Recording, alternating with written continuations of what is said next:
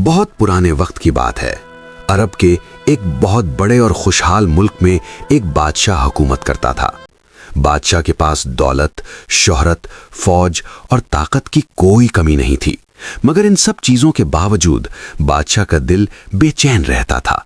उसके मन में अक्सर कुछ ऐसे सवाल आते थे जिनका जवाब उसे अपने दरबार के बड़े बड़े अक्लमंद वजीरों और उलमा के पास भी नहीं मिलता था।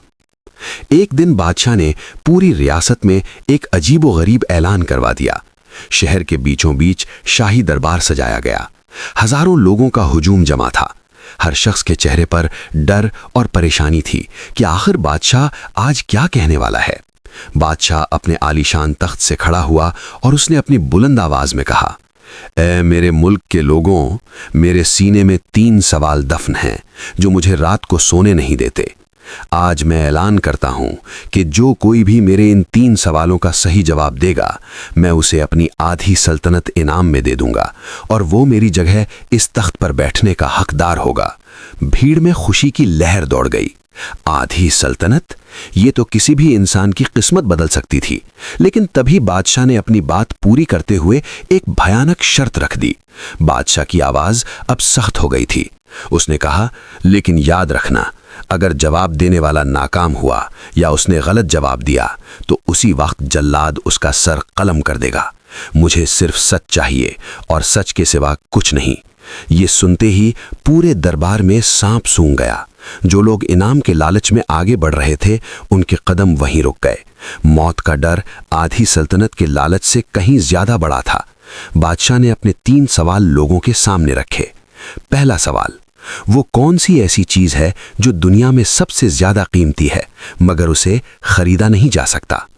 दूसरा सवाल, वो क्या है जो इंसान से ज्यादा ताकतवर है लेकिन इंसान उसे काबू कर सकता है।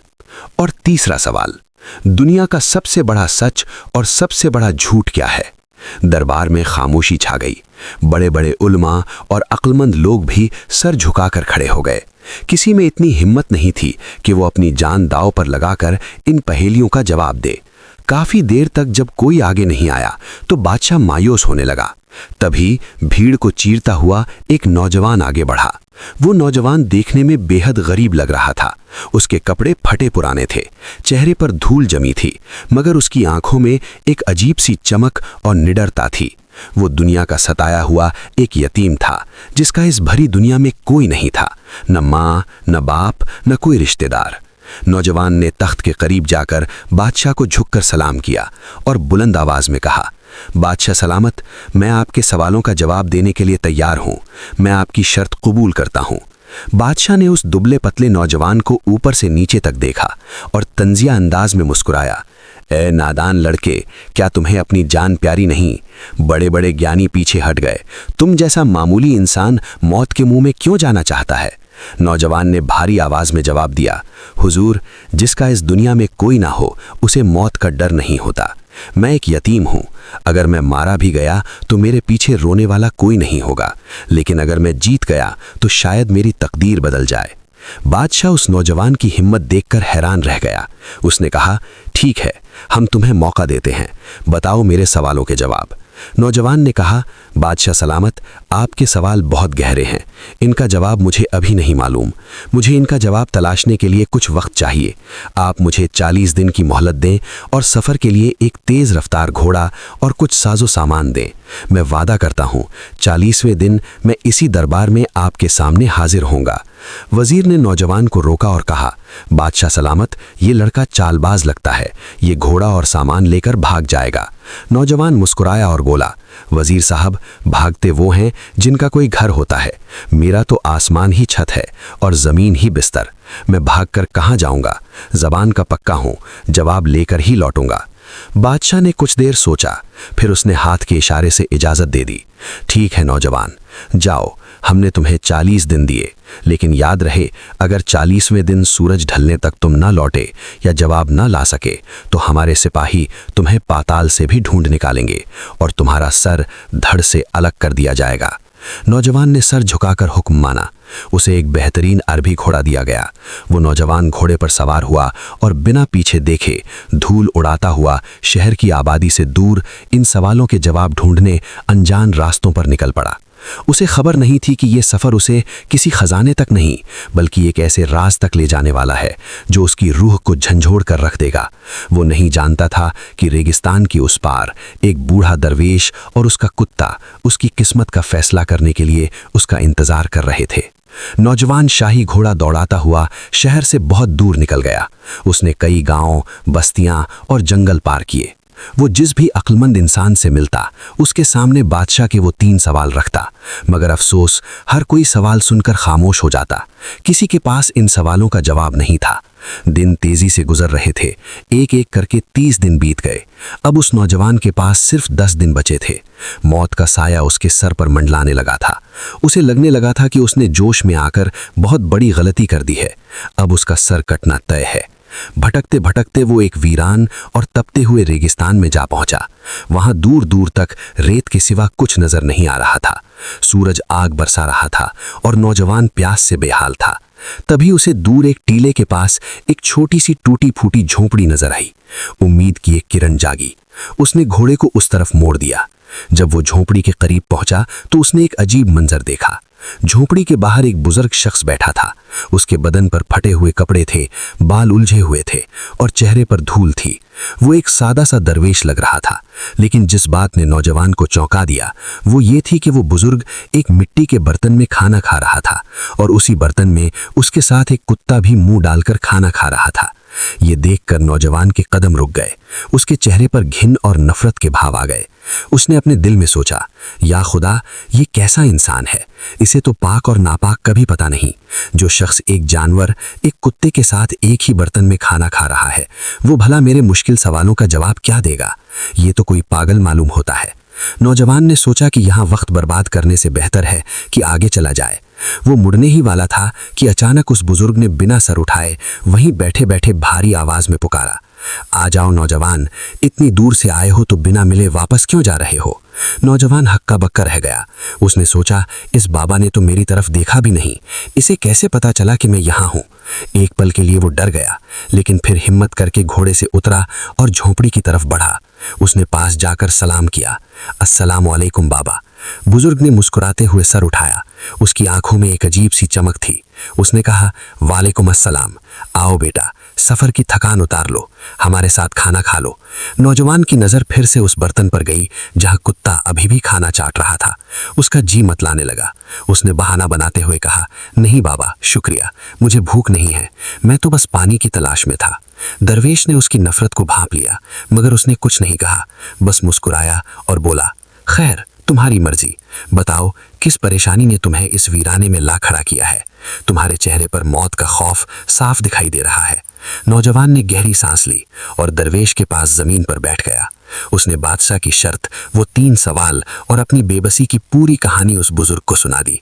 उसने कहा, बाबा, मैं एक यतीम हूँ, मेरे पास खोने के लिए कुछ नहीं था, इसलिए जान की बाजी लगा दी, मगर अब लगता है मैं हार गया हूँ। मेरे पास वक्त बहुत कम है और कोई जवाब नहीं मिला। दरवेश ने पूरी बात सुनी और जोर से हंस पड़ा। बस इतनी सी बात? अरे नादान, मुझे लगा शायद आसमान टूट पड़ा है। तुम इन मामूली सवालों के लिए अपनी जान गंवाने जा रहे हो। नौजवान को गुस्सा आ गया। उसने सोचा, मेरी जान पर बनी है और इस पागल फकीर को ये मजाक लग रहा है। उसने चिढ़कर कहा, बाबा, ये सवाल मामूली नहीं है, बड़े बड़े ज्ञानी इनका जवाब नहीं दे सके। दरवेश का चेहरा अचानक संजीदा हो गया।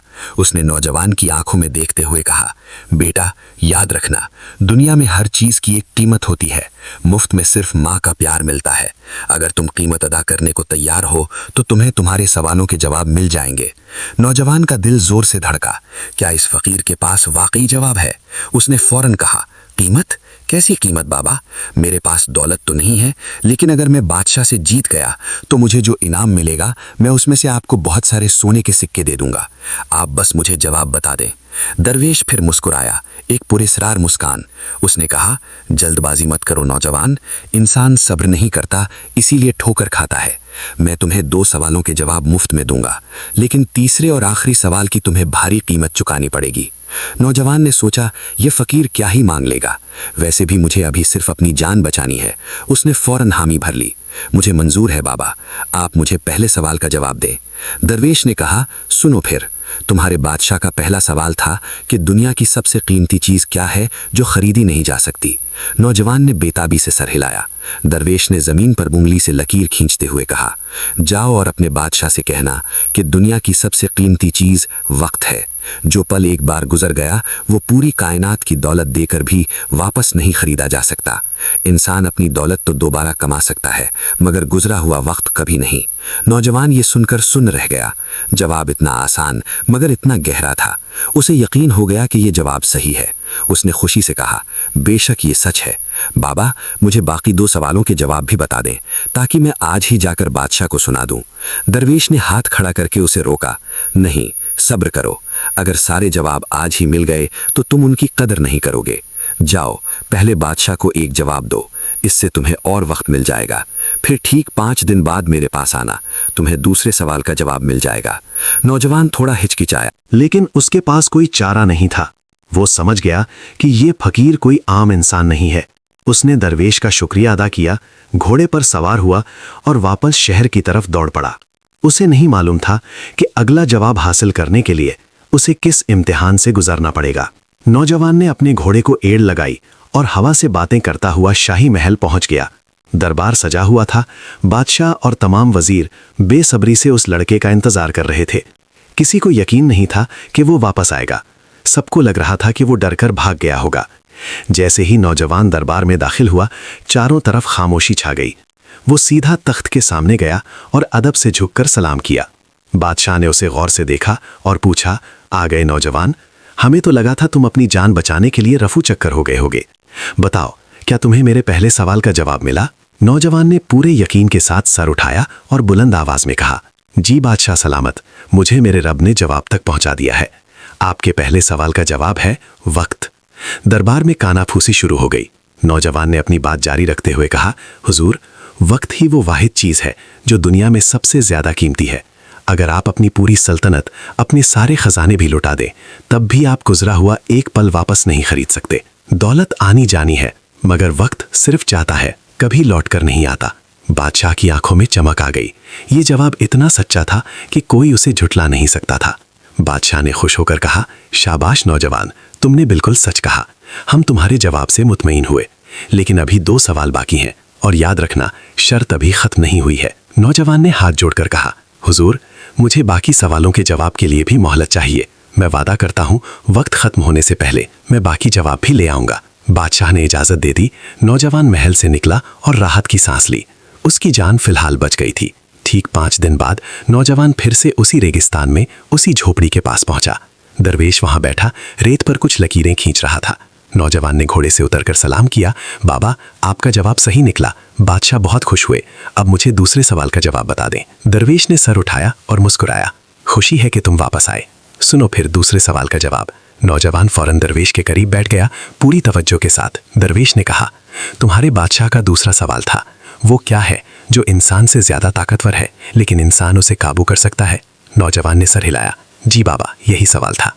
दरवेश ने उसकी आंखों में झांकते हुए कहा, बेटा, वो चीज है नफ्स, इंसान की ख्वाहिशात। इंसान का नफ्स किसी भी जंगली जानवर या दुश्मन से ज्यादा ताकतवर होता है। ये नफ्स ही है जो बादशाहों को फकीर बना देता है और फकीरों को बादशाह। ये इंसान को गुनाह और तबाही के रास्ते पर ले जाता है। लेकिन दरवेश रुका और फिर बोला, लेकिन अगर इंसान चाहे तो वो अपने इस नफ्स को काबू कर सकता है। जो अपने नफ्स को काबू कर ले वो सिकंदर है, और जो नफ्स के काबू में आ जाए वो गुलाम है। नौजवान ये जवाब सुनकर खुशी से उछल पड़ा। वाह बाबा, क्या खूब जवाब है। बादशाह इसे सुनकर दंग रह जाएगा। उसने फौरन कहा, बाबा, मेरे पास अब वक्त बहुत कम है, आप मुझे तीसरा और आखिरी जवाब भी अभी बता दें ताकि मेरा काम खत्म हो। दरवेश का चेहरा एकदम सख्त हो गया। उसने नौजवान का हाथ पकड़ लिया और कहा, नहीं, इतनी जल्दी नहीं। मैंने कहा था ना, हर चीज की एक कीमत होती है। 2 जवाब मुफ्त थे, मगर तीसरे जवाब की कीमत तुम्हें चुकानी होगी। नौजवान ने बेफिक्री से कहा, अरे बाबा, आप कीमत की फिक्र ना करें, आप जो मांगेंगे मैं दूंगा। सोना, चांदी, जागीर, बादशाह मुझे आधी सल्तनत देने वाला है, आप बस हुक्म करें। दरवेश ने एक गहरी और पुरस्कार हंसी हंसी, बेटा, मुझे तुम्हारा सोना चांदी नहीं चाहिए, मेरी कीमत कुछ और है, और वो तुम्हें तब पता चलेगी जब तुम आखिरी बार मेरे पास आओगे। नौजवान के माथे पर बल पड़ गए। उसे लगा ये बूढ़ा पागल है, भला सोने चांदी के अलावा और क्या कीमत हो सकती है। उसने सोचा, खैर जो भी मांगेगा दे दूंगा, अभी तो मुझे जाना चाहिए। दरवेश ने उसे जाने का इशारा किया और कहा, जाओ नौजवान, बादशाह को दूसरा जवाब दो, और याद रखना अब मेरे पास तब आना जब तुम्हारी मोहलत खत्म होने में सिर्फ एक दिन बाकी रह जाए, ना इससे पहले ना उसके बाद। अगर तुम सही वक्त पर आए तो तुम्हें आखिरी जवाब मिलेगा, वरना खाली हाथ लौटना पड़ेगा। नौजवान ने दरवेश की बात मानी और वहां से रवाना हो गया। वो रास्ते भर सोचता रहा कि आखिर ये फकीर तीसरे जवाब के बदले क्या मांगने वाला है, लेकिन उसे अपने ऊपर भरोसा था। उसे लगा कि दौलत से हर चीज खरीदी जा सकती है। उसे खबर नहीं थी कि जो कीमत दरवेश मांगने वाला है वो उसे जीते जी मार देगी। नौजवान महल पहुंचा और उसने भरे दरबार में बादशाह को दूसरे सवाल का जवाब दिया। उसने कहा, बादशाह सलामत, वो ताकतवर चीज नफ्स इंसान की ख्वाहिशात है। जो इंसान अपने नफ्स को काबू कर ले वो दुनिया जीत लेता है, और जो नफ्स का गुलाम बन जाए वो बर्बाद हो जाता है। बादशाह इस जवाब से बेहद खुश हुआ। उसने ऐलान कर दिया, नौजवान तुम जीत के बहुत करीब हो। कल हमारी शर्त का आखिरी दिन है। अगर कल तुमने तीसरे सवाल का सही जवाब दे दिया तो वादा है आधी सल्तनत तुम्हारे कदमों में होगी। लेकिन याद रहे, अगर कल सूरज ढलने तक तुम जवाब ना ला सके तो जल्लाद तुम्हारी गर्दन उड़ा देगा। नौजवान ने सर झुकाया और वहां से निकल पड़ा। अब उसके पास सिर्फ एक दिन और एक रात बची थी। उसके दिल की धड़कनें तेज थीं। उसे खुशी भी थी कि वो सल्तनत का मालिक बनने वाला है, और डर भी था कि कहीं वो दरवेश अपनी जबान से मुकर न जाए। भागता दौड़ता वो उसी रेगिस्तान में पहुंचा। सूरज ढलने वाला था। जैसे ही वो झोपड़ी के पास पहुंचा, दरवेश वहीं बैठा था। उसके पास वो कुत्ता भी लेटा हुआ था। नौजवान घोड़े से कूदा और हाँफते हुए दरवेश के कदमों में गिर पड़ा। बाबा बाबा, मुझे बचाइए। कल मेरी जिंदगी और मौत का फैसला होने वाला है। मुझे आखिरी सवाल का जवाब बता दे। पूरी सल्तनत मेरा इंतजार कर रही है। दरवेश ने बहुत सुकून से उसकी तरफ देखा और मुस्कुराया। उसने कहा, आ गए नौजवान, मुझे याद है मैंने कहा था कि हर चीज की एक कीमत होती है। नौजवान ने जल्दी से अपनी जेब से अशरफियों की थैली निकाली और दरवेश के सामने रख दी। ये लीजिए बाबा, इसमें बहुत सारा सोना है, और अगर आप कहें तो मैं सल्तनत मिलने के बाद आपको महल भी बनवा दूंगा, बस मुझे जवाब दे दे। दरवेश ने सोने की थैली को हाथ भी नहीं लगाया। उसने पास रखा एक मिट्टी का कटोरा उठाया और उसमें एक मटके से थोड़ा सा दूध डाला। नौजवान हैरान होकर देख रहा था। दरवेश ने वो दूध का कटोरा अपने पास बैठे कुत्ते के सामने रख दिया। कुत्ता भूखा था। उसने लिपक कर दूध पीना शुरू किया। नौजवान को घिन आ रही थी। वो चेहरा फेरने ही वाला था कि दरवेश की आवाज गूंजी, रुको। नौजवान रुक गया। जब कुत्ते ने आधा दूध पी लिया और अपनी प्यास बुझा ली तो दरवेश ने वो कटोरा जिसमें कुत्ते का झूठा दूध बचा हुआ था उठाया और नौजवान की तरफ बढ़ा दिया। नौजवान के माथे पर पसीना आ गया। दरवेश ने सख्त लहजे में कहा, नौजवान, मुझे तुम्हारा सोना चांदी नहीं चाहिए। मेरी कीमत सिर्फ इतनी है कि ये कटोरा पकड़ो और इसमें बचा हुआ ये दूध मेरे सामने पी जाओ। नौजवान के पैरों तले जमीन निकल गई। उसे लगा जैसे किसी ने उसका गला घोट दिया हो। वो चीखा, बाबा ये आप क्या कह रहे हैं? ये कुत्ते का झूठा दूध है, मैं इसे कैसे पी सकता हूँ? मैं एक इंसान हूँ, अशरफुल मखलूकात हूँ, मैं मर जाऊंगा मगर ये नहीं पीऊंगा। उसे याद आया कि वो हमेशा इस फकीर से इसी बात पर नफरत करता था कि ये कुत्ते के साथ खाना खाता है, और आज वही जिल्लत उसके सामने खड़ी थी। दरवेश की आंखों में अंगारे चमकने लगे। उसने कहा, तो फिर जाओ, अगर तुम्हें अपनी मैं और अपना हुरूर इतना प्यारा है तो जाओ अपनी जान दे दो। कल जब जल्लाद तुम्हारी गर्दन काटेगा तब सोचना कि वो मौत बेहतर थी या ये दूध। नौजवान कांपने लगा। एक तरफ मौत थी जो यकीनी थी, और दूसरी तरफ ये एक घूंट दूध जो उसके हुरूर को तोड़ने वाला था। उसकी आंखों से आंसू बहने लगे। वो समझ गया कि अब कोई रास्ता नहीं है। उसने कांपते हाथों से वो कटोरा दरवेश के हाथ से लिया। उसका पूरा बदन कांप रहा था। उसे घिन आ रही थी, लेकिन जिंदगी की भीख मांगते हुए उसने अपनी आंखें बंद की, बिस्मिल्लाह पढ़ा, और एक ही सांस में वो कुत्ते का झूठा दूध अपने हल्क से नीचे उतार लिया। दूध पीते ही वो घुटनों के बल रेत पर गिर पड़ा और जोर जोर से रोने लगा। उसका गुरूर, उसकी अकड़ सब मिट्टी में मिल चुका था। वो अब एक टूटा हुआ इंसान था। उसने रोते हुए कहा, बाबा मैंने आपकी कीमत अदा कर दी, मैंने अपना सब कुछ खो दिया, अब तो मुझे जवाब दे दे। दरवेश ने आगे बढ़कर नौजवान के सर पर हाथ रखा। अब दरवेश की आवाज में सख्ती नहीं, नरमी थी। उसने कहा, पगले, तुझे क्या लगा मैं तुझे जलील करना चाहता था? नहीं, मैं तो तुझे इंसान बनाना चाहता था। तेरे अंदर बादशाह बनने की होश थी, लेकिन तेरे अंदर आजिज़ी नहीं थी। जो इंसान अपने अंदर के गुरूर को नहीं मार सकता वो कभी